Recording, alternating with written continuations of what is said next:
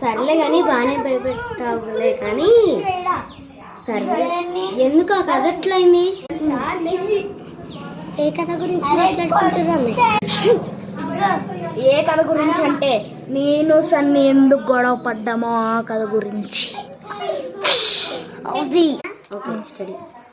వర్షిత ఆడుకుందామా? ఏమాట ఆడుకుందాము?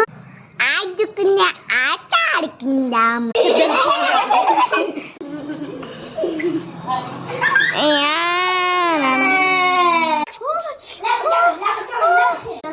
ఎందుకురా మా చెల్లిని కొడతాను?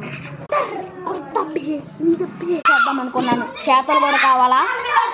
నేను కూడా చేస్తారా? కొడతారా?